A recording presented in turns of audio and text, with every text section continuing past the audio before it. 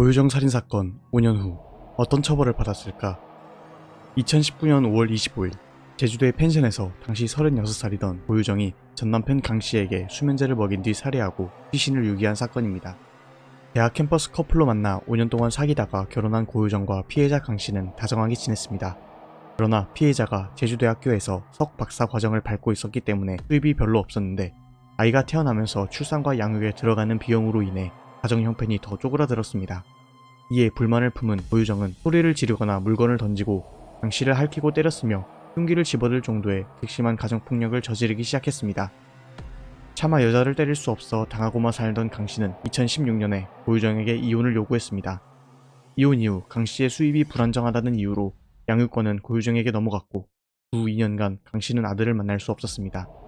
형편이 어려움에도 매달 40만원씩 양육비를 보내왔지만 아들을 만날 수 없자 강씨가 면접 교섭권을 주장하며 아들을 만나려고 했고 2년 만에 아들을 보러 한 펜션으로 향했습니다. 한편 고유정은 면접 교섭권에 대한 재판 결과에 분개해 2주간 범행을 모의했습니다. 아들과 함께 펜션으로 도착해 강모씨에게 수면제인 졸피뎀을 탄 카레 라이스를 권유하고 강씨가 카레를 먹고 잠에 들자 흉기로 찔러 살해했습니다. 이후 사흘간 시신을 자르고 훼손하여 미리 구입한 30여 개의 종량제 봉투에 나눠 담는 작업을 한 후 제주도를 유유히 빠져나갔습니다. 이후 이 봉투들을 제주도 완도 부근 해상, 김포 친아버지 집 등의 장소에 버렸습니다. 강씨의 남동생에게서 형과의 연락이 두절되었다는 신고를 접수하고 경찰은 고유정에게 연락을 했습니다. 고유정은 강씨가 본인을 성폭행하려다가 실패하자 도망가 버렸다는 거짓말을 했고 경찰은 이를 믿어버렸습니다.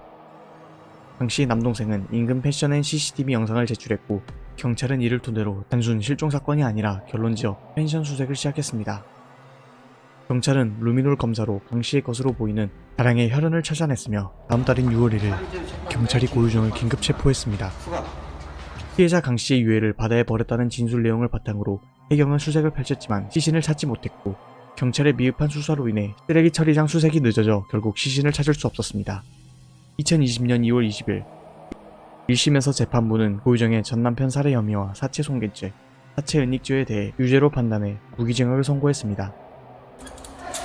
그런 적 없는데 우리가 당했는데. 공판에서 전 남편이 변태적 성행위를 강요해 우발적인 살인을 저질렀으며 혼자 남은 아들을 육아하기 위해 선처를 해야 한다고 주장했으나 어림도 없었습니다.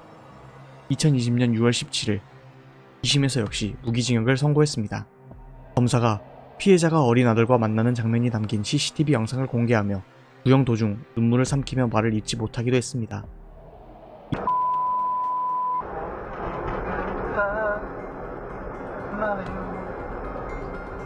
2020년 11월 5일 대법원에서 무기징역이 확정되었습니다. 전 남편에 대한 살인죄, 사체 손괴죄, 사체 은닉죄가 인정되었습니다.